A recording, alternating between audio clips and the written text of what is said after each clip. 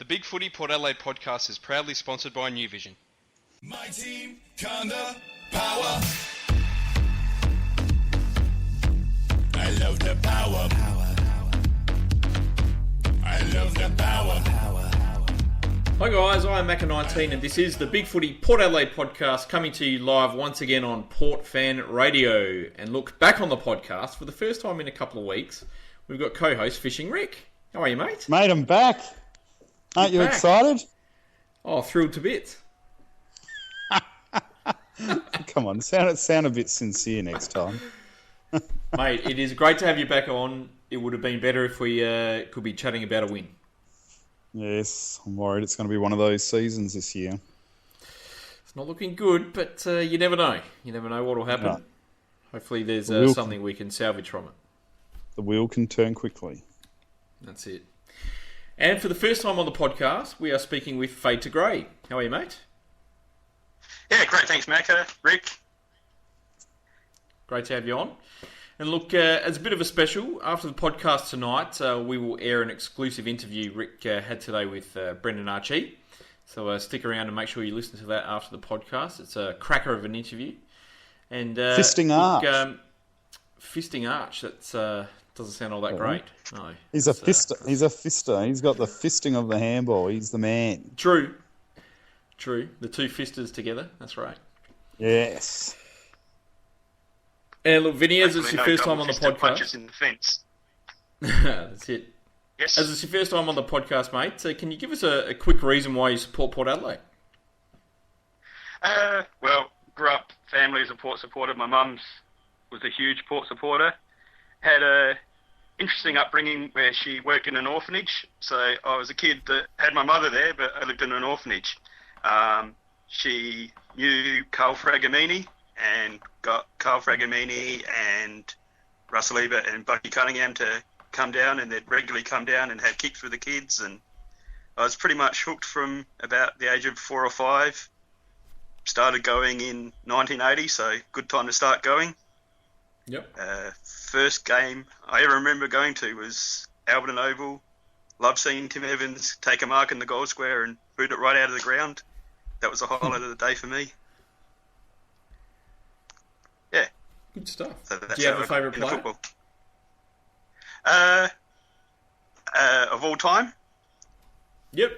If all time would be Craig Bradley. Oh, nice. I remember being a young lad, Mark Williams went into state, and I was crying. Mum, I was a little sooky kid. Mum said, you keep an eye on who wears number 21 next year, and you track how good their career goes, and I bet you they'll be as good as Mark Williams. And she was probably right. Yeah, probably. Yeah, I would say so. What do you reckon, Rick?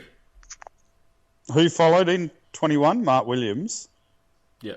No, Mark Williams was first, and then after Mark Williams first, Craig Bradley took it up. Then Bradley. Okay, I'm with you. Yeah, Craig Bradley was amazing. I'd have to agree. He was, even though he played only just over 100 games for us, I thought he was a club legend, really. What an amazing player. It's just, I guess, his amazing efforts stretch over a rival club. That's the main difference.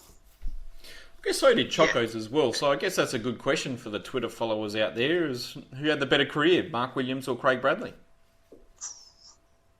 Yeah, I'd have to go Braddles, I reckon. I think Braddle's just. But I mean, let's not forget he was almost a state quality cricket player as well.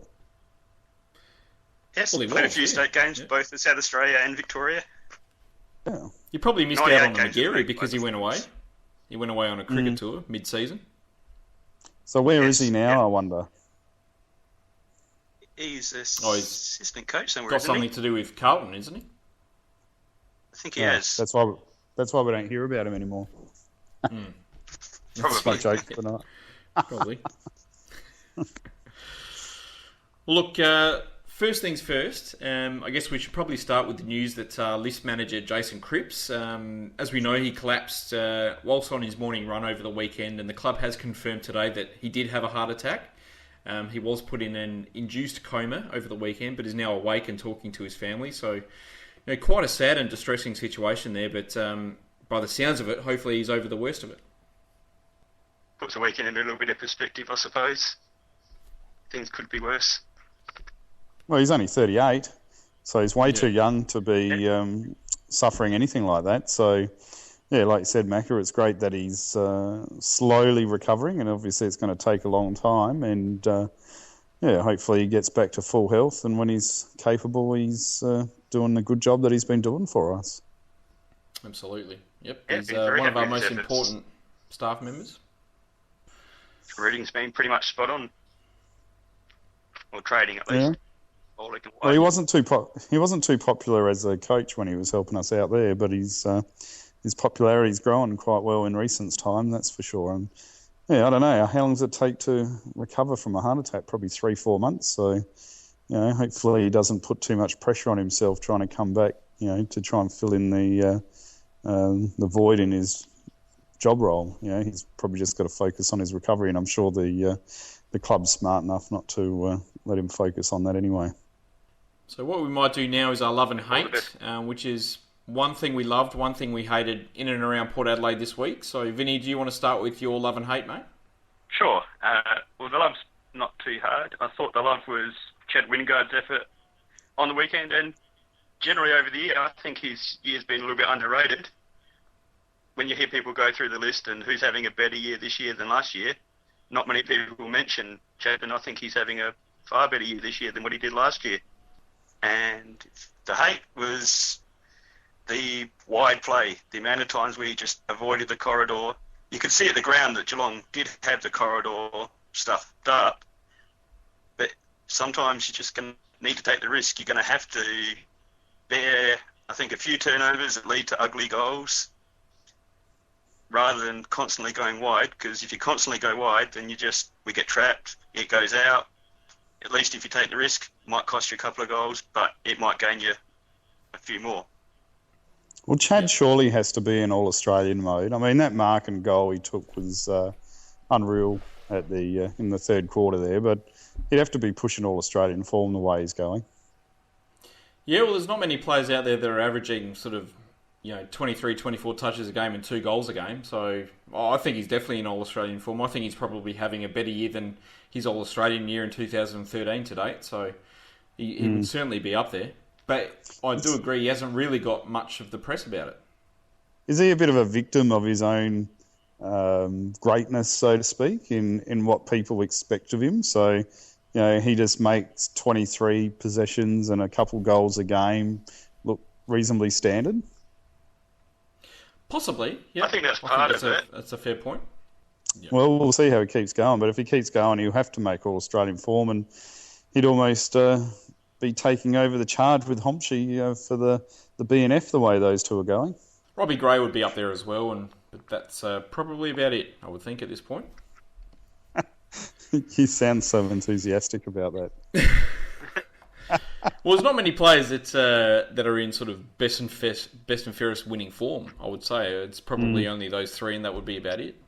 There's players that have had sort of great starts to the year or great sort of runs of form, but not throughout the whole season. Yeah. It sums up our season, doesn't it? The inconsistency we're having as a player and a team. But, so what were your love and hate, mate?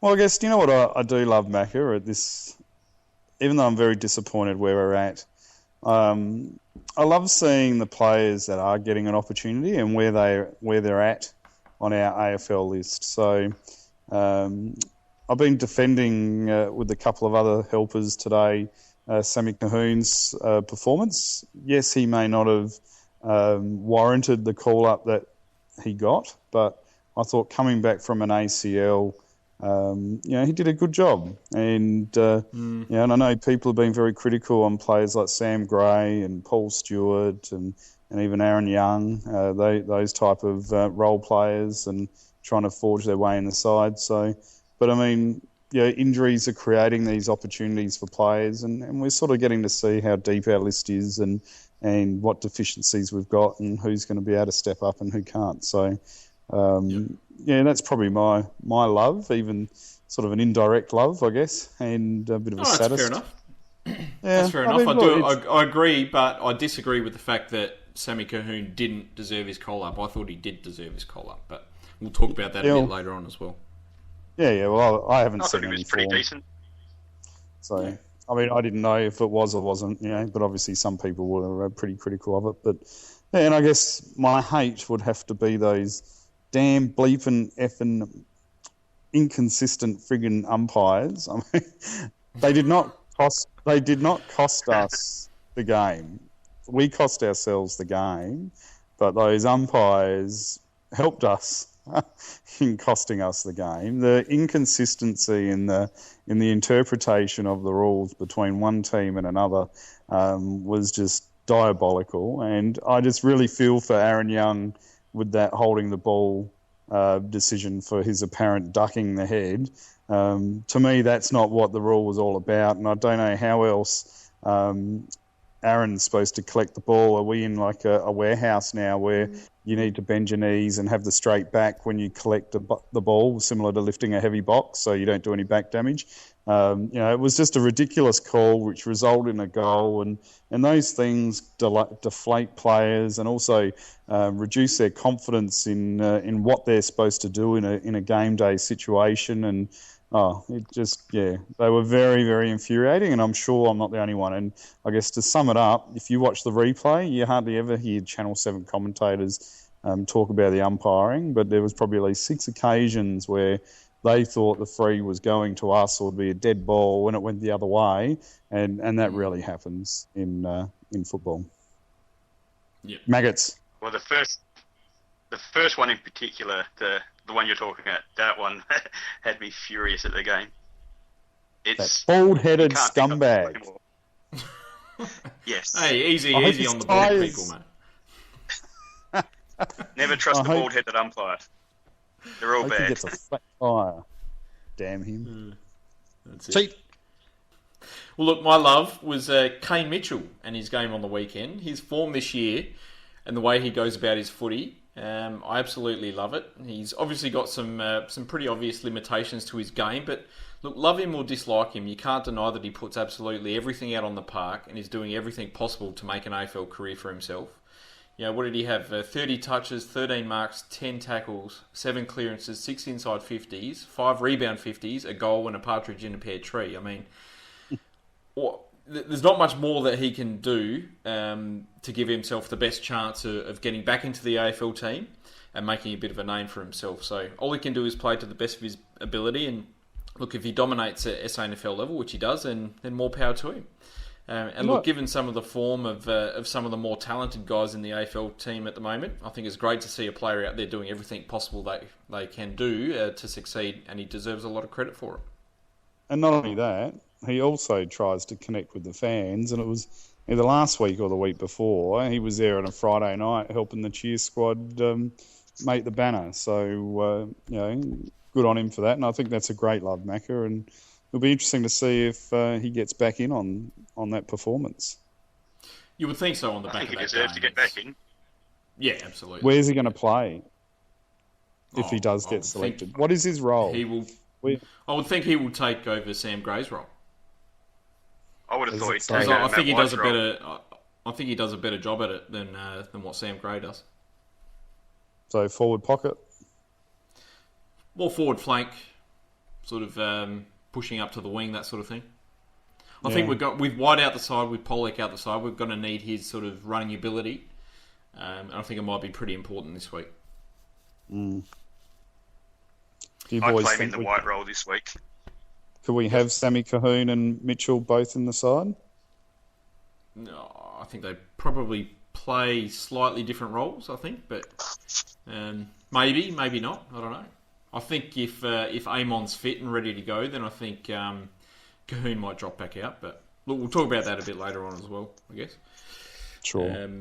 My hate this week is the way we move the ball. It's just absolutely horrible. Our game plan has stunk all year, and it came to a head on Friday night with one of the most frustrating games in terms of ball movement I think I've seen since I've seen some of the Choco era footy. Trying to work out tempo footy in the mid 2000s. That was bloody frustrating as well. But we're not brave at the moment. We don't take the game on. In fact, we play almost the exact opposite. We're scared to attack. We are 18th in the league in scores from turnovers.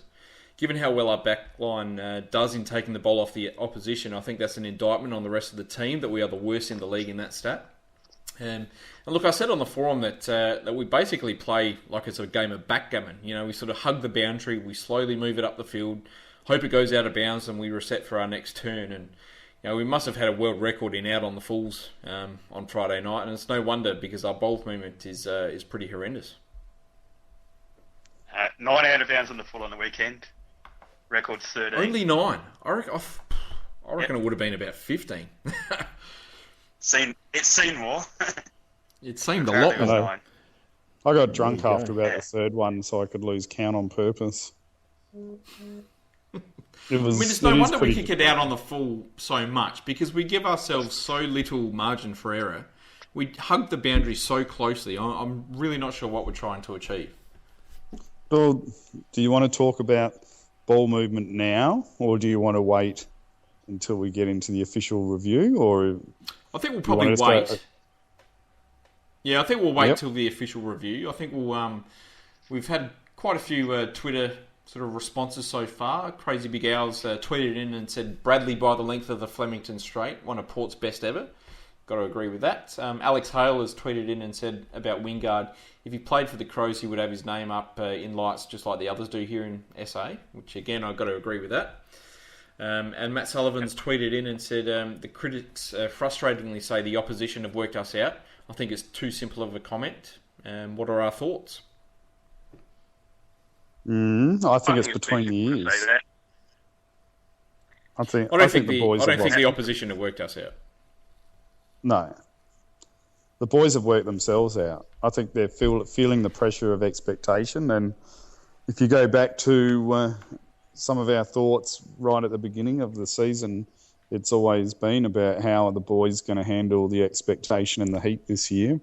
And they obviously have put a lot of pressure on themselves to perform. And I think they're starting to feel that pressure, which is a bit unfortunate. But, all we can hope is that they live and learn from what they've created. I'm hoping it's a Geelong 2006 type season where they went backwards in 2006 and it turned out okay the next few seasons for them. So hopefully it's something similar to that, where we've gone backwards a bit this year, for sure. If you want to be sometimes you need to go backwards. If you want to be a pessimist, it's almost a 2008-like season as well for Port Adelaide, which didn't go too well for us. And well, I'm not a doom and gloomist. I don't think it's the end of the world. I think it's a bit of a blip. But 2008, was very scarring, and I think we're sort of in that pit of despair at the moment. I just don't know how they're going to grind their way out of it.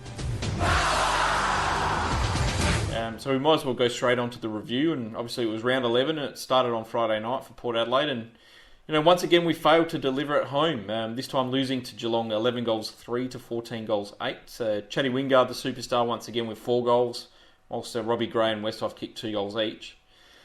For me, it was the one that got away. What happened out there? I thought the first quarter started off pretty well. The first quarter we were playing well. Geelong only got the ball forward a few times. When they did get it forward, they were very efficient and got a couple of balls over the back and kick goals off the ground. After quarter time, Geelong really got on top in the rucks, I thought. We were absolutely destroyed in the ruck. That's the worst I've seen Lobie get destroyed in the rucks since a game back against Sam Jacobs about 3 or 4 years ago. Yeah. But, the ruck work was very bad. Seen you talking about the ruck, and I emailed a question to Macca, which I think is a fair discussion point today. And I'd love to hear what the people listening think too. But now, with the ruck and how Geelong set up with the ruck, was Lobie smashed, but also did the umpires poorly adjudicate the third man up at the stoppage in this game, and was Lobie in an unfair position at the stoppages? I thought part of it was down to our own players, that when you realise that Blitzarves or Stanley's in the contest and going to be the third man up, put a body on him. That they have to nominate a particular ruckman to go for the ruck contest. You can put a body on him, the third man up. You can't put a body on the main ruckman. So if they nominate a ruckman, then someone like Wines or Westhoff should have been floating forward into the contest and put a block on for Lobie. Yeah, for me it was poor coaching. We didn't really seem to have any idea of how to stop Blitzarves having that sort of impact as the third man up. And look, he ended up having an incredible game. 16 touches, 20 hit-outs, something like that.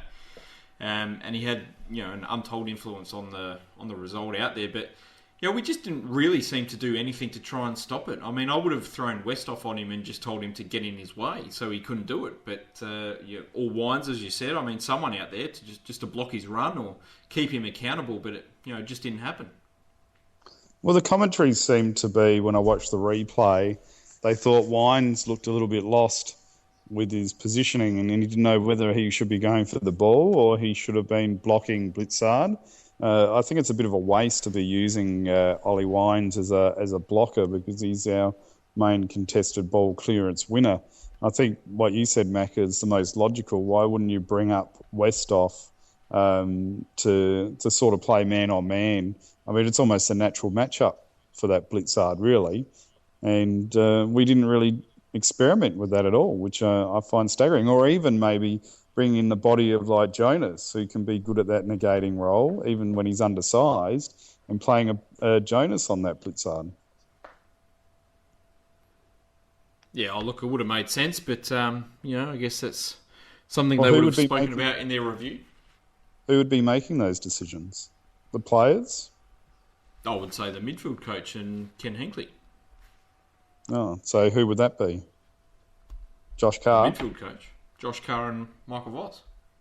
Right. So we need to be asking them the question, what's going on. So, yeah, I agree with you. I think it was a bit poor, but I also think the umpires sort of let it get away. And I also wonder, because they've brought in that blocking rule now to try and stop people from blocking players from getting to the contest.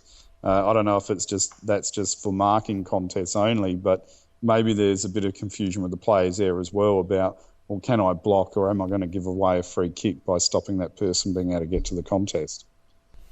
But it's a bit of a farce. Marking contest situation. Yeah, but I found in the second quarter, if we continue on with the second quarter, we had passages there where we did control the momentum for extended period of times, but we didn't capitalise on it. I mean, we kicked 5 goals in the last 3 quarters, and I think one of our biggest issues was from the second quarter onwards through to the last. Our disposal out of the stoppage was woeful. We went with the Robbie Gray had 2 flying air kicks out of the stoppage instead of taking the ball and trying to run and carry, which is what his bread and butter is. And Ollie Wines was just slinging it onto the boot, and we just kept kicking it out of the stoppage to an outnumbered structure where Geelong would have multiple more players at that point of the game, and therefore get the ball, or it would go out in the full or out of bounds, and then they would just sweep it back. And I don't understand why we didn't try to generate our handball and run and carry game when Geelong were just sitting those numbers back. Yeah. I mean, it seems quite strange because all pre-season, all we did was sort of handball out of packs to the point that we commented numerous times at the start of the year that we were just over handballing the ball and we should have got it on the boot a bit quicker. And, if this is the result of us putting the ball on the boot a bit quicker, then I'm not sure I like it at all because it was just ridiculous. But I don't know, we just seemed, I don't know, for me, I thought we looked scared on Friday night. I thought we looked scared of contact numerous times. I thought we were scared to take risks. We were scared to run the ball. We were scared to play to our strengths. And, a number of times our players choked under pressure, I thought, or perceived physical pressure. And as I said earlier, we talk about being brave, but there was nothing brave about how we were playing on Friday night. I thought we shirked the issue numerous times, especially in the first half, and were pretty uninventive with how we were sort of trying to play the game. Yeah.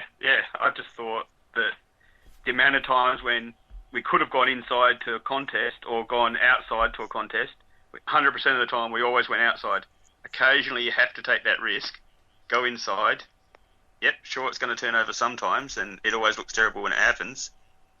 But That's how you get the run developing. That's how you get the switch of play going. That's how the game we played in the last couple of years. We did switch of play. We did take the game on. We turned over the ball sometimes as well. But if you're going to get that running game going, which is what our strength is, you've got to take the risks. Well, that's right. But is there anything in the fact that we are now playing so wide since Polek is out of the side? I mean, he was always one player that you knew would take the game on through the middle, wouldn't be scared to sort of, try and break a couple of tackles and set up play through the corridor. I think we're definitely missing him. But I mean, there's other players that do that too. So, I mean, we're not even seeing that run with Jasper through the middle of the ground that we're used to. Boakey can do it, Robbie Gray can do it. So, I admit that Polek's a big loss, and I'd rather him in the team than not. But we've got other players that can replace that role and fill it, and even Brad Ebert. I mean, when we started this podcast 2 years ago, Macca, ET was talking about just his gut-busting running and his line breaking, and that's sort of been synonymous with Brad Ebert for the last 2 years. But I haven't even noticed that. I mean, he's still been a great player for us, but it's sort of been a different role. There hasn't even been that Ebert line-breaking run either. It's just I don't know where our run's gone and why it's gone. And I don't think it's a fitness thing either. Yeah, not sure. I mean, could it be that they've overtrained? No, I don't think so. Because I mean, if they overtrained, we would have that dilemma where we would be playing this game plan.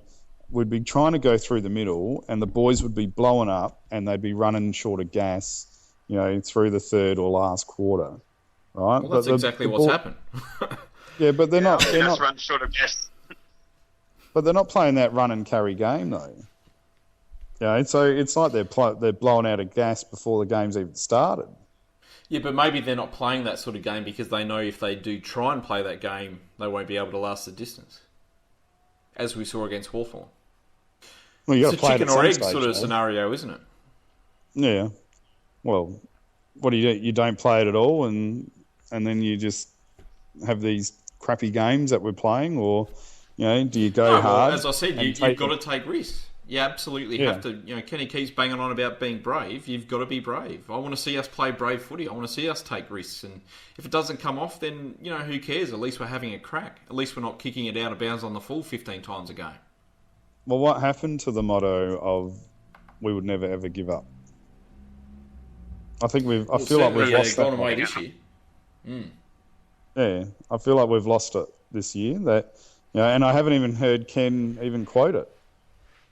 No, that's true. So, I mean, our last quarters have been horrible so far this year. Once again, we only had the one scoring shot in the last quarter this week, and I think that's happened. Or I think we've scored less than 10 points about 4 or 5 times so far this year in fourth quarter. So there's certainly an issue at the back end of games, which I'm sure the club is trying to work out. But the thing about being brave, and a lot of people have said on the forum that oppositions are setting up through the middle, so we can't play there. But I disagree with that completely because, look, through Geelong's period of success, what they've been known for is the fact that they always play through the corridor. That's what they're known for.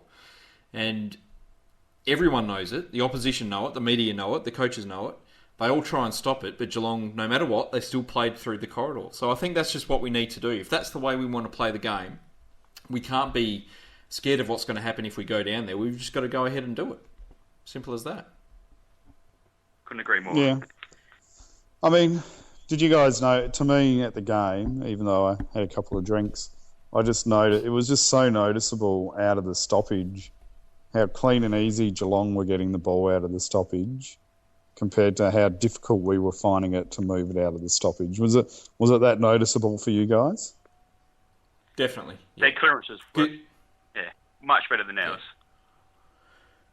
Their clearances were revolved around sort of getting it on the outside and then running it clear, whereas ours sort of involved sort of getting it on the outside and banging it on the boot as hard as we possibly could, straight down the throat of Harry Taylor or Corey Enright. And we sort of lacked that defensive sweeper for a fair chunk of the game too, didn't we?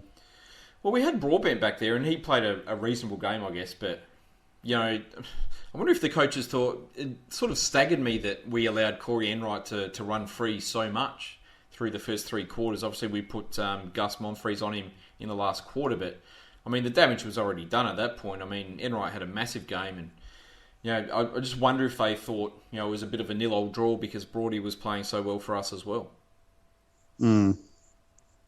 Talking about Broady, I thought one of the positives, especially in the second half, Jasper's first half wasn't that great, but in the second half I thought Jasper and Broady, their output was a lot more similar to what they were at the starting few games of the year. So I took that as a positive. And another comment for you guys maybe to reflect on is Tom Jonas seems to be down in form, and last year his form dropped when he had to play that accountable role when Jacko was out of the side as well. Does he really struggle with that accountable role, and is he much preferred to that loose man, third man up role? I think he does all right in a more accountable role, and I didn't think Stevie Johnson had too much say in how the game went. I thought he did a pretty good job defensively. I think the more alarming thing for me is the fact that he just gets outbodied so easily in front of goal at the moment. We saw it against Richmond, we saw it against Brisbane, we saw it on the weekend against Geelong as well, where he just gets nudged aside too easily, 10, 15 metres out from goal, and his opponent takes an easy mark and kicks an easy goal, and that's not the Tommy Jonas that we know. No, he's been very reliable the last couple of years, but pretty much from game 1 this year, his form's been well down, and he'd have to be pretty close to being out the side when Trengove comes back in. Because at the moment, I'd probably prefer Cleary in the side than Jonas on current form. Maybe he needs a bit more coaching on his bodywork, but he's definitely down on form. I don't know if he's carrying an injury, but yeah. But I'd take away the positive would be definitely Broadbent and Pittard's second half. I thought they were working a lot better. Pittard was able to get some run, and I thought he'd had some great intercept marks there in the second half as well. And and then obviously Chad's game was amazing. What did you guys think of his mark and goal in the third quarter? Initially, I was angry at the kick because I thought, why are you kicking right into the pocket? It's almost an impossible shot from there. And then he kicked it, so I had to shut up. That's it. Oh, it was a great mark. It was one of the marks of the year. It was a very courageous mark, wasn't it? It's not a flashy mark. It's not a knick-knack climbing into the stratosphere, but going back one-handed, you can't get a much better mark than that. And then to be able to slot the check side through nice and calmly as well. I was hoping that might have been our motivator to really start driving us back into the game and give us a bit of lift and carry. But you could just see that the momentum we had shifted and we just couldn't claw it back at all. Yeah, it happened probably 4 or 5 times where we kicked goals and you thought, right, that's going to be the fire starter, to quote Dwayne Russell, but it just didn't happen, and Geelong ended up kicking a goal within about 2 minutes every single time. And Chad's goal was a great example of that, where I thought, if that doesn't fire up the rest of the team, then nothing will. But straight away, he sort of Geelong kicked another goal. So that was probably one of the most frustrating parts of the game, was that we just couldn't get any sort of momentum going our way. And probably the other frustrating part was the fact that we seemed to give up a goal within sort of the last 30 seconds of the quarter a couple of times, and I'm sure the coaches would have been tearing their hair out at that as well. And our mate Ron Boys, or Ford Fairlane on Big Footy, he's been banging on about the size of us for years compared to others, and I thought Stanley had a ripper of a game, and he was really the match winner for them in the first 3 quarters until he went off injured. But the size and bulk that he's put on since being at Geelong was amazing, and I think it's actually offensive for us as supporters to call him a spud, because if he's a spud, that spud tore us a new one, and he didn't play like a spud. And if I was a Geelong supporter, I'd be very excited about what he showed. And Yeah, I think we should give credit where credit's due there. He had a fantastic game, and his He had a size an career issue. game, no doubt about that. And his size an issue easily for best on us. ground. Yeah. Are we missing some physical presence with our players in body size? I mean, Well, you can't it's a tell fair what you question. know. I mean, are we... Obviously, they would have the stats on how strong we are, and I've got no doubt that we are as strong as any other team out there, but I don't know. I mean, it just seems that we lack that sort of core strength that some of the better teams have, I guess. I think we have more skinny players than some of the better sides. Obviously, people like Ollie and that they're as big as any of the other opposition midfielders, and Boak is as strong as most opposition midfielders. But it's the lower, skinnier end of our list that I think's lower and skinnier than most other lists. Yeah. Well, talking to So your Burjo, Colquhouns and Burjo was at Yeah, it's a fair a call. function we had in January, and he was saying carrying that extra bulk is really wasted and unnecessary.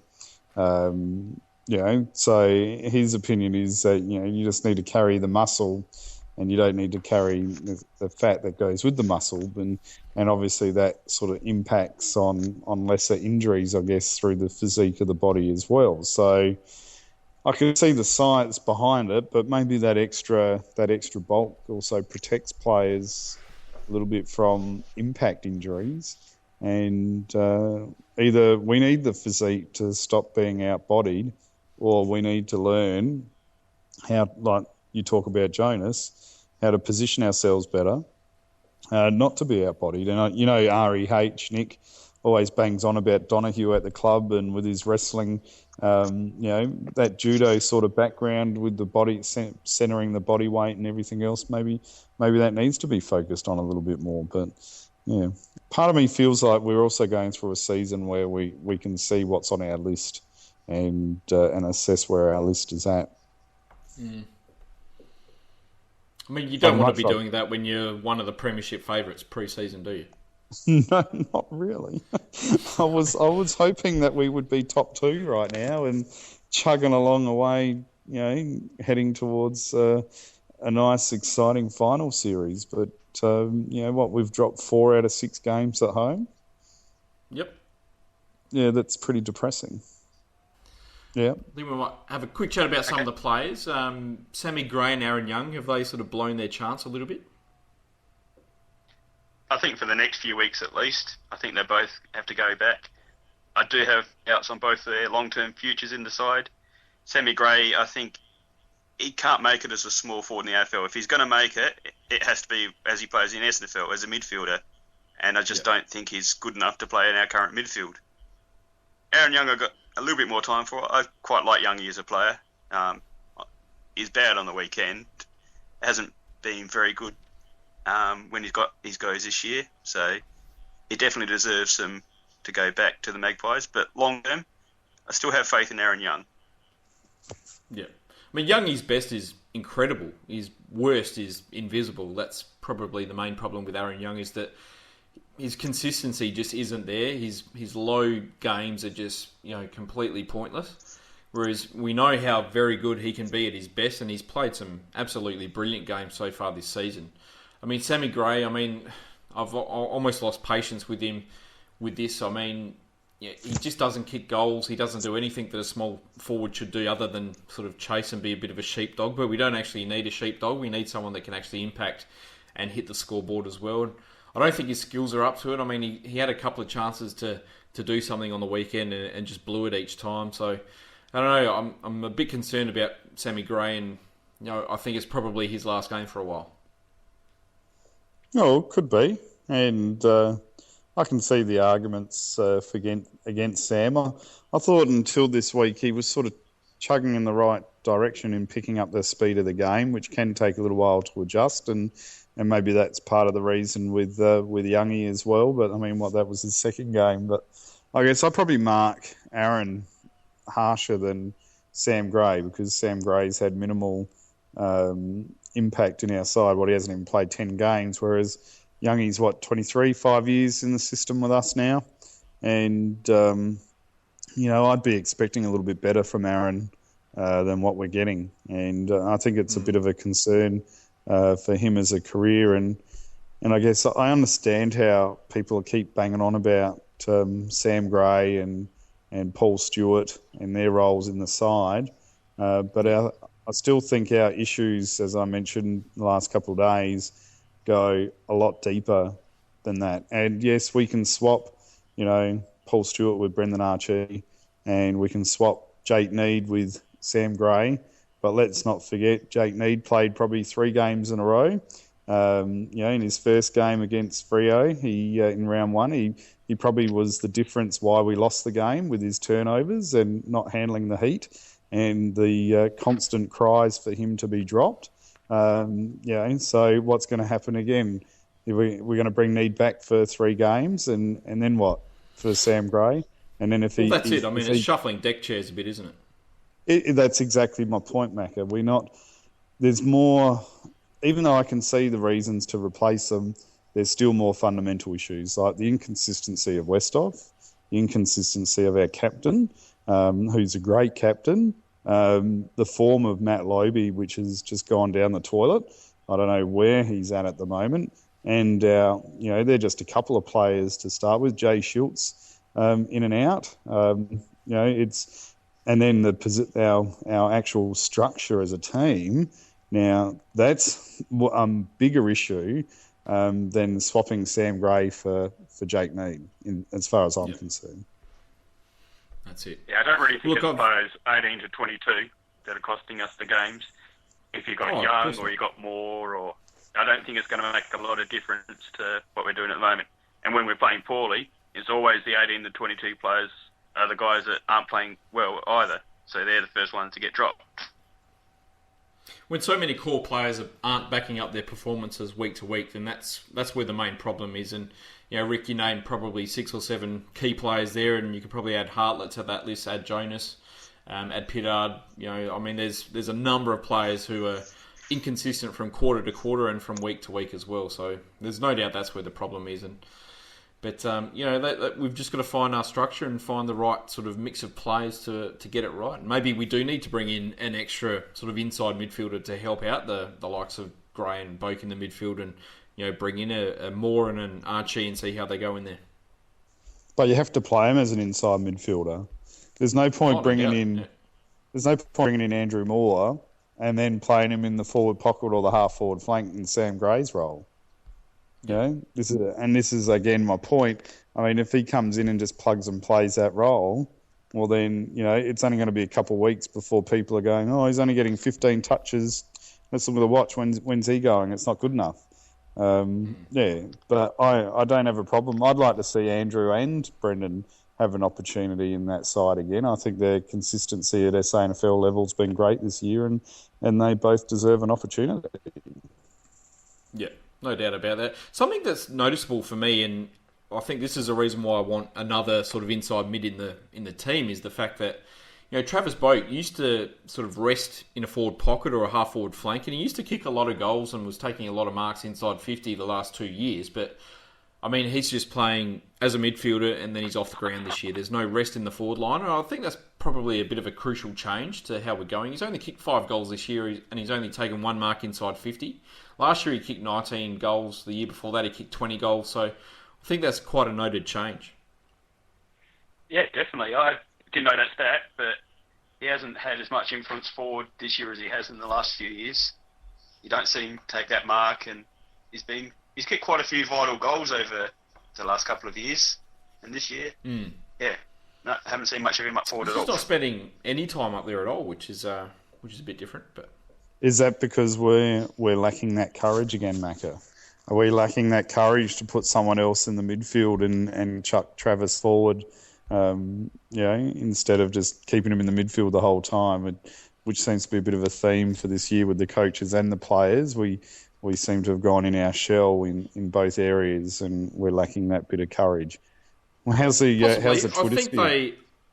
I think they feel that maybe because we've been struggling in so many games this year that they need the best players around the ball all the time. Yeah. So he hasn't really had the luxury of going forward. How's the Twitter sphere going, man? Oh, look, I'll have a bit of a look if you like. Scott that'd S be has great. tweeted a couple of times. He said the forward stoppage we lose and we have Lobie in defence sums up our night, defensive mindset. He also says, agree guys, it's not Port or Ken Hinkley like footy at the moment, it's just disgusting and weak. Which is some strong opinions there. So I want to go on to a couple of Ant Bear's questions, his traditional questions that he does in the review thread. And the first one I've got is, were Colquhoun and Redden before him sympathy selections? No. I don't think Colquhoun was a sympathy selection, no. No. I think Redden was a desperate selection, which backfired. Yep. And I don't think Colquhoun was a sympathy selection. I think Colquhoun was actually a need selection. We needed that link-up running accumulated player, and they went with him, and he did his job. Yep.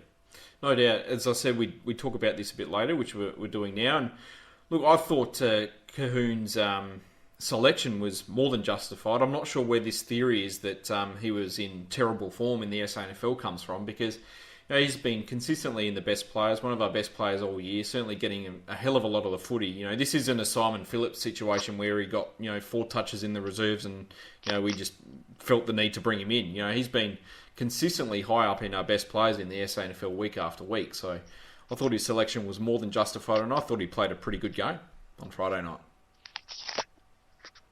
Yeah, for his first game back in for a long time, I thought it was okay. Yeah, jinx with you there, man. I agree. I think for his first game back, I thought he was very good. And he's an accumulator. That's what he is. He's not a burst player. He's not a Chris Judd player. He is like a Kane Corns type player. He's got that endurance, and he keeps getting to stoppage to stoppage to stoppage. He wears off his players, and we need that role in the side. I do question whether we need him and Mitchell in the side playing that similar role, but he does that role well. Provides the option. No doubt. Next question is, can we resurrect our season by beating Carlton? We can beat Carlton. I don't think it's going to resurrect our season. Yeah, ditto. There is one I think we can definitely beat them, but I'm not sure it's going to resurrect anything if we do. I think Ant Bear's question would be better the week after the bye. Yep. Beat Sydney, then that can resurrect our season. Yeah, that's there is one worrying stat this week. I'm actually going to see the game this week, and I've been to roughly 20 interstate games, and I've seen us win once. So that's a worrying stat. You and Macca could cry together. That's it. I'm going over, and I don't think I've seen an away win for quite a few years now as well. So, bit of a concern. Well, the only one I saw was a good one. It was the 04 grand final, but that's the only win I've seen interstate. Jeez, it's going back Never a fair seen way. a home. So I deliberately picked this game because I thought we're a pretty good chance to win this week, and it's not looking so good now. Sweating bullets. That's what I'm doing at this point. Next question is, when did out on the full become a tactic? Hasn't, has it? It's if it is, it's a pretty woeful tactic. I think that's just a victim of our panicking under pressure, as you said earlier, Macca. Do we spread too quickly from a stoppage? The Vince Meister, what do you reckon? Yeah, I think there's part of that, but also I think our hands out of the stoppage aren't quite as crisp as what they were earlier in the year, so perhaps they're moving out of the stoppage and the ball's not coming out as smoothly as it was at the start of the year, and therefore that's what's creating too much gap. I think that's a very good answer.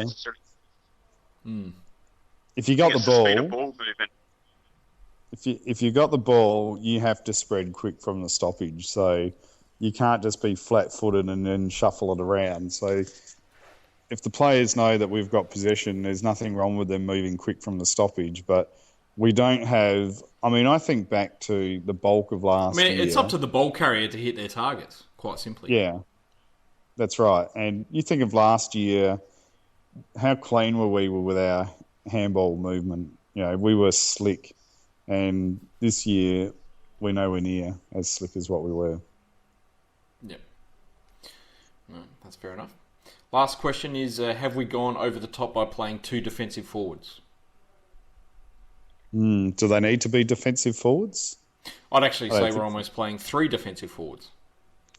We probably are. I think, but I don't think it's the forwards. I think it's the mindset.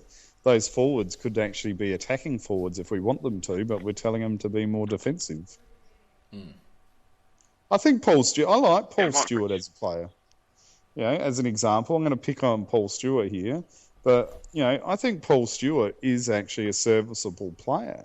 Why not play him as a third tall forward and give him an opportunity to play forward instead of being this defensive role player where when he seems to play that role, he just goes into shutdown mode and doesn't get any ball himself.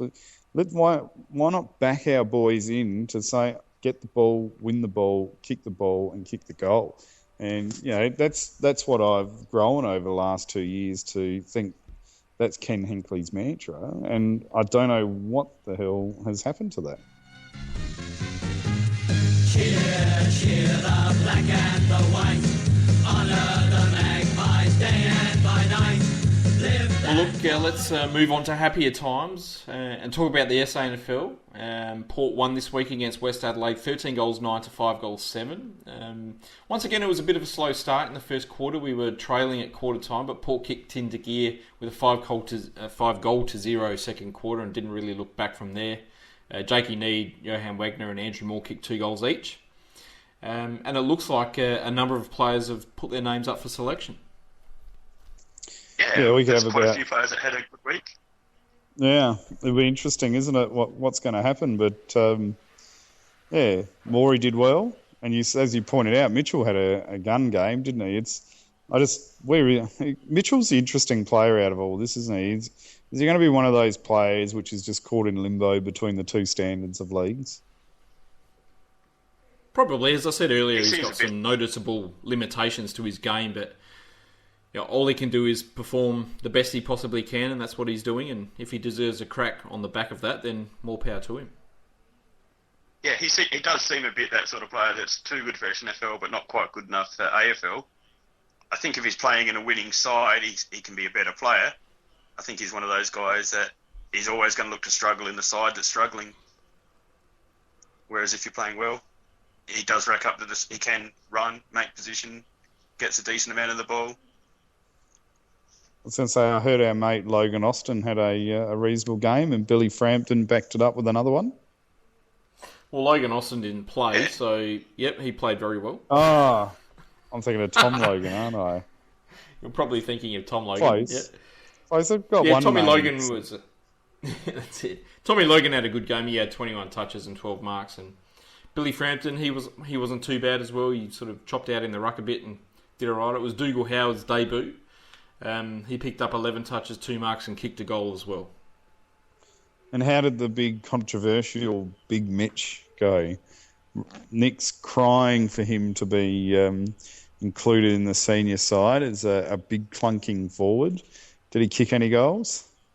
He kicked 1 goal 3. He had a very good game. He took 9 marks, had I think 5 or 6 inside 50s, and looked to play really, really well. So he probably did his chances no harm. But I guess that's an interesting one. Is will the club actually pull the trigger on that and give him a go, or with Ryder likely to be back this week, is it kind of a bit unlucky for Mitch Harvey? I think it's going to be a little bit unlucky for him. He's got to be very close to a game, but then I always get worried if we play him. I think one thing we've been lacking is run, and that's probably not his strength. So if we drop Westhoff for him, Westhoff hasn't been in the greatest form, but he does provide an enormous amount of run and does still fills in the back lines, and I can't see Mitch Harvey filling that role. So are you going to play him closer to the goal and then play Schultz further up the ground, or what role is Mitch Harvey going to play in the side? Look, I watched Tom Hawkins pretty closely on Friday night, and he didn't do a lot of running, it must be said. He's pretty much a stay-at-home forward. He sort of patrols that forward 50 and rarely sort of goes beyond that. So, I mean, if we wanted to play a stay-at-home forward, I mean, it's not like that sort of position in the AFL has gone the way of the dodo or anything like that. There are still plenty of key forwards that do spend a lot of time close to goal. I'm regressing to the AFL game. If Ryder's available, do we do my controversial comment of dropping Lobie and bringing in Ryder? And then devoid me of the controversial Warnock v Lobie Cup this week.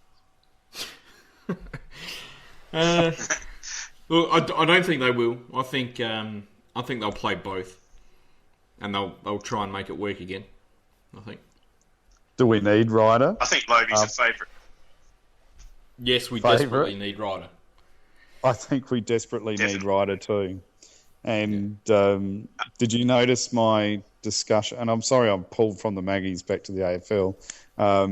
Did you notice my discussion this week with one of the posters sort of sticking up for Jackson there because they were sort of intimating that Jackson's a little bit selfish for not playing ruck, whereas I think I'd much prefer to see Ryder playing Jackson's role in the ruck and leaving Jackson as a key defender for what he is. I just don't think Jackson's got the size and the physical duress to probably be that ruck role, even though a couple of years ago I was a big fan of Jackson in the ruck. No doubt. Oh, look, if we had Ryder out there on the weekend, I mean, that would have just completely changed the game. Imagine Ryder going up against Blitzarves as the third man up, whilst we also had Lobie and Stanley around the bowl as well. I mean, it would have just completely changed the course of the game. So that being the case, would Mitch Harvey be able to fill that role if Ryder's injured because he pinch hits in the ruck for the SANFL side? He does, but I mean, running in the AFL is completely different to running in the SANFL. He's going to have to cover a lot more ground in the AFL, but as I said, I mean, I would like to see him as a standalone forward in the AFL and see how he goes. Tell him not to leave the forward 50. I mean, we don't have to have our key forwards, playing on a half-back flank like Jay Schultz does every week. You guys have probably seen more of him than me. Is he showing that physical strength of a big man? Like, is he exerting that sort of influence on his opponent? Yeah, look, he's a big, strong lad. Yeah, he's a big, strong boy. He's not Tom Hawkins just yet, but he could be in 5 years' time. Yeah, his kicking is beautiful. That's the one great thing I like about his game is he gets the ball anywhere within 55 to 60. It's a decent chance to be going through. So it's always a handy skill to have in a key forward is to be a good set shot. Jay Schultz has showed us that, and I think Mitch Harvey's pretty good kick. 1-3 on the weekend. I didn't see the game, but that's not too good. Yeah, that's it. No, he has had some very accurate kicking so far this year, so it was a bit of a blip for him. But look, I'm all for giving him a go and seeing what happens. But I think if Ryder's back, then his chance will be gone, and he'll just have to bide his time a little bit longer. Yeah, we can't bring Ryder and Harvey into the side. I can't see that happening. That's it. Well, boys, I think we might leave it there for now. Thanks for coming on, Fade to Grey. It was great to have you on. Yeah. Thank you. Great. I think you should post on the Port Fan Radio Facebook page the terrific view you had from Friday's game. It was a cracker view, I have to say. So people can comment with envy how good your view was. It was wonderful. Best seat in the house, mate. I will definitely post that picture up. It was wonderful. Do that. That'd be great. And thanks, guys, for another good show. And I hope everyone enjoys Brendon. No worries. As we said, Brendon Ah Chee's interview. We're about to play that now. So stick around and have a bit of a listen. Ciao, ciao. Ciao. Go the Power. All right, excellent. Well, we've got Brendon Ah Chee on tonight with the Port Fan Radio show for the review segment. And Brendon, thanks for coming on. No worries, Rick. Thanks for having me. Excellent. I always appreciate your support, mate. You're a champion. So how are you anyway? Yeah, not too bad, mate. Just obviously recovering from the SANFL game on the weekend, and just ticking along nicely, getting through this training week and see what happens with the game this weekend. So when you started, when we met a few years ago now, you had a bit of knee tendonitis, if I remember rightly, and so you're all over that now because you were out a couple of weeks ago. You had to be rested. Is that right? Yeah. So the tendonitis isn't going to go away anytime soon. It's more a management thing. So I've had it since I was about 16. So I came into the AFL system with it, and it's, I don't know, well, for anyone who's ever had tendonitis, they know how sort of debilitating it is. So it's basically leaves my left leg pretty much sort of useless. So It's been a bit hard, with the first 3 pre-seasons, missing out a lot of that. But I managed to get through this pre-season, go to Dubai, and it's always going to give me a little trouble, which is why I had the week off probably about 2 weeks ago, just so I can sort of manage it. And it's just all about long-term, really, just managing it and making sure I get through games. So what was the difference for you then, I guess, being able to make it through this pre-season and previous pre-seasons? You're just a bit more physically mature or anything different? It's a bit of that. So I've had pretty much three seasons of sort of, SANFL footy. But I think the big thing was in my first 2 years, I ended up having surgery at the end of the season. So that basically meant I was out of action for 3 months after we finished the season. So I was always in rehab basically up till, December, January. So I was missing out that big chunk of pre-season at the start, which is when the boys do most of the running. But this pre-season just gone, I didn't have any surgery. So I basically went home in the off-season back to Perth and followed Burjo's program, and I was able to do, all of Dubai, all of the running before Dubai and all the running after Dubai. So there was no surgery holding me back. Well, it's pretty safe to say that your form's correlated with completing the pre-season because you've had probably, pretty safe to say, your best SANFL season so far. Yeah, very safe to say that. I think as well as getting the physical benefits of the pre-season, what you get with finishing one is just confidence as well. Because I've never done that before, and I've always sort of felt, behind the 8 ball. All the boys were getting really fit and sort of leaving me behind a bit. And when you're in rehab, it's not a great spot to be in because you just feel like you're sort of just missing out on what the team's going through. So as much as the physical benefits are there with the pre-season, I think just confidence as well comes with knowing that your body's gone through it. You're up there with everyone else in the team. So you sort of hit the ground running when it comes to the season and not trying to make up ground. Yeah. And I think I've been keeping an eye on the Maggies. I haven't been able to get too much of their games, but your form and their form as a team has been pretty good this year and starting to get together a bit more. Yeah, it's been really good. Obviously started out with round 1 down in South Adelaide, and that was a really good win. We sort of, since then, we've been a bit inconsistent through, games and chunks of quarters and contests and stuff, but on the weekend against the Westies, I think we finally put a 4-quarter effort together, and I think we showed what we're capable of. I think we won by about 8 goals or something like that, and just had a really good defensive effort. So, the Maggies team's coming really nicely. Buddha and the rest of his coaches are getting the messages across, and us as players are starting to listen, and it's all paying off. Yeah, that you really, as a team, you flexed your muscle in the second quarter and really just pushed forward from there. So good to have another win, and you're getting up there against the top of the ladder. We just have to sort of battle against Nord a bit more, don't we? Yeah, well, this year's a lot more even, I'd say, in the SANFL than it has been in the past. So, I mean, we went out to Central 2 weeks ago, and they were going for their 3rd win, and they were really competitive as well. So it doesn't matter who you play. Obviously, Norwood's the benchmark, but any team you play in the SANFL at the moment is a chance to win. So we've got to be in our game defensively every week. Without giving any secrets away, I guess, is the Maggies and the senior power unit, are you guys sort of structuring the same game plans at each level, or has Buddha got his own little different game plans compared to the AFL level?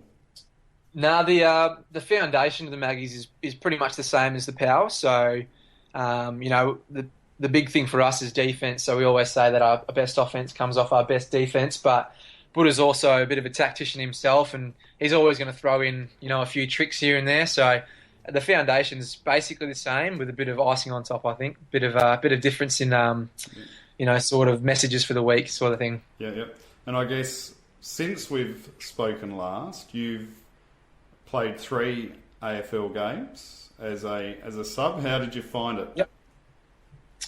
Yeah, well, I got the call up after the South Adelaide game, so I didn't really expect it. I thought I would have had to put maybe 3 or 4 really consistent SANFL games together, but Kenny was really positive with me through the preseason, and I think the way I played in that South Adelaide game sort of reinforced his idea that I was ready to play AFL. So basically, yeah, the video went out. I think the people upstairs, the media team, filmed Kenny telling me, and I think it was just shock and excitement and all sorts of emotions. But it was just really good to get out there and finally run out with the boys that I've trained with for 4 years and actually put on the jumper and go out and get the win. So I think the biggest thing for me was just finally just being able to say I've played with my mates. Yeah, and I guess now it's just build up that form again and keep hitting those KPIs and really cement a spot in the team from here on in, I take it.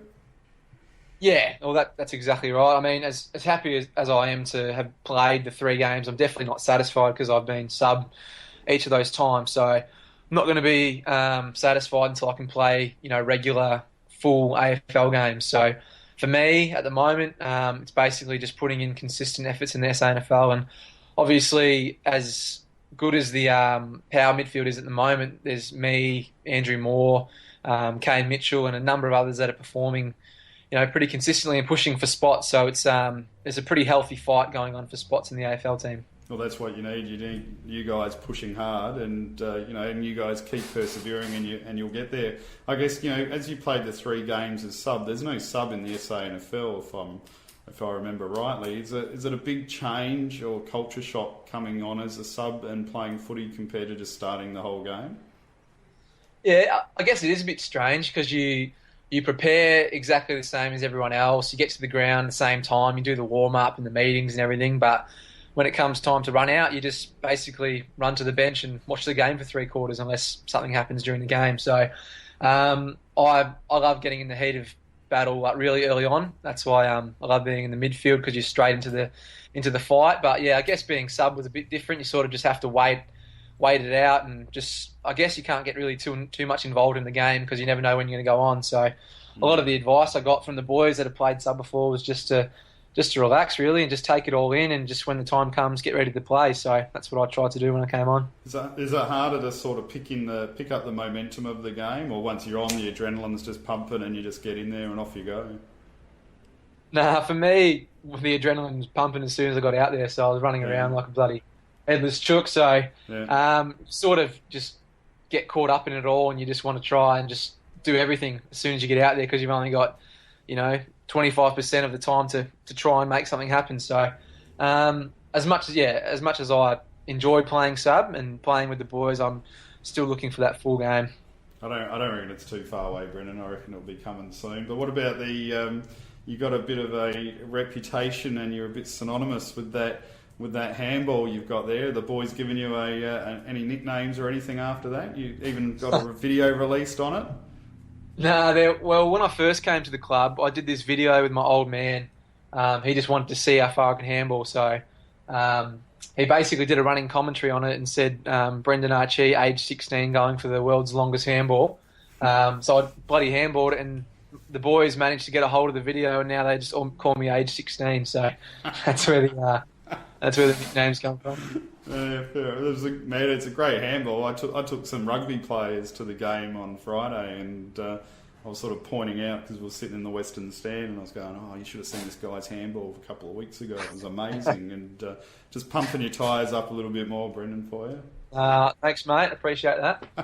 So, what about if I quickly ask you about family? You got to be quite excited. It's Callum, isn't it? He might even be a potential AFL player at the end of this year. Yeah, yep, hopefully. So yeah, Callum, he's I've got there's 6 boys, so I've got 5 brothers, and he's the 4th oldest, and I'm the 2nd oldest. So it's his draft year, and he's playing state footy at the moment for WA, and they're not going too great at the moment, but I think there's been a sort of bit of media talk about him and saying he's going to go pretty highly, but he's a pretty sort of humble, modest guy, so I think it's not getting to his head, which is good. So he'll finish playing the state campaign and then probably go back to South Freo, play a bit of Colts, hopefully a bit of senior footy, and yeah, hopefully get picked up at the end of the year and he could be playing AFL next year. As long as he doesn't play more games than me, I'll be happy. Or take too many more hangers. Yeah, I know. Every time I do a highlight in the SANFL, he bloody texts me a photo of him taking a hanger in the same week. So it's a bit of competition going between me and him. So your goal is to get a few more AFL games in this year? Yeah, definitely. So obviously out of contract, so I've got a taste of what playing AFL footy is like. But as I said, I'm not going to be happy till I play full game. So for now, what the coaches have told me is just to keep playing consistent SANFL footy. They're pretty happy with where I'm at as long as I keep backing it up. So it's pretty much up to me just to force their hand in selection and make them pick me. So hopefully I can do that a few times a year and start playing some regular AFL footy. Well, I reckon consistency is one thing you've brought to your game this year. I mean, you've been, especially the last month, you're really getting the disposal count and having an impact for longer periods in the game. Yeah, definitely. So I think it's, footy's pretty week to week. You don't really get a chance to look back. But, the first half of last year, I was really struggling. And I think if you compare the numbers from then until now, it's been a pretty big turnaround. So for me, I've got to remember how, far I've come, but at the same time, I've still got a lot of room to make up. So just keep playing consistent footy, keep trying to find the pill. And, yeah, you never know. Hopefully Kenny will be forced to pick me. I'm sure it's not too far away, man. And I'll leave it on this one for you. My favourite TV show's MasterChef. I like watching them cook off. What's yours? I heard you gave me a bit of a heads up what you're doing tonight. Yeah, so probably the favourite show at the moment is Game of Thrones. So it's a bit of a... I don't think you've seen it before, but it's a bit of a fantasy sort of, middle-aged dragons, that sort of thing show. It's pretty popular. Right. Every Monday when the episodes come out, we go around to someone's house, one of the boys' houses. There's about 12 of us that watch it every week, and the boy that's hosting has to cook up a spread and feed the other boys, and then straight after we watch Game of Thrones. So just a good opportunity to get all the boys together and have a bit of banter, a few laughs, and then, just get around each other. So who's one of the better hosts? Who seems to put on the best spreads? And Ooh, that's a tough one. It'd probably have to be Andrew Moore, I think. So he lives with Matthew Loby. So they both put it on, but Moore is a whiz in the kitchen. He's a real nice chef. So there's always something special when it's Moore's turn to host. Does anyone cheat and delegate and outsource the responsibilities to a partner or a girlfriend or something? Nah, not allowed to do that. If you've got Game of Thrones night, you have to cook and you have to supply the episode as well. So no such thing as help. You have to do it all yourself, unfortunately. And I've had to do it a couple of times. I just go to the old barbecue. Can't go wrong. I might have to invite myself around if there's a free feed involved. You got seasons of Thrones to catch up on, mate. Yeah, actually, I don't mind sneaking in a little bit of Walking Dead every now and again if I can. I did get hooked into that one. That is a good show as well. And Suits is good. Breaking Bad, that's been finished for a few years, but that's really good watching. There's a few good shows out there. Here we go. All right. And one last one. For all of us fans, what do us boys have to do for the Power Boys to turn it around? Just work a bit harder, work a bit smarter? Yeah, I think we had a review today, and basically the main thing we got out of it was that we just have to be brave. So basically I think we've been slowed down in our ball movement. We haven't been trying to attack it as much as we can. So it's not so much opposition that are stopping us. It's more we just don't want to make mistakes. So Kenny's been really big on making sure we play really fun, fast footy. So hopefully this week we can get back to our brave attacking self and start putting a few more goals on the board. So that's that'll be the focus for us this week. Absolutely. Big clash. Carlton MCG, one of our only appearances at the MCG for the year, excluding finals. So hopefully there's a nice crowd there and a great atmosphere, and the boys get another 4 points and put us back in the winning form. Yeah, we want to square the ledger at 6-6 and head into the bye with that sort of record. So just build a bit of momentum going into the bye, so we can carry that on to the week after. So, yeah, now the boys, we had the review today, so we're confident. So just the supporters just need to hold on for a bit, I think. Don't lose faith. We'll be fine. Yeah, we won't lose faith. We'll be there, and what a great crowd it was on Friday night as well. Well, Brendon, thank you very much once again for your time. I wish you well for this rest of this season. I hope you get a couple of games, man. I think you're pretty close, and I'd love to see you get a couple of full games and try and break that handballing record, and we'll speak again soon, mate. No worries, Rick. Thanks for having me, Matt. Thanks, buddy.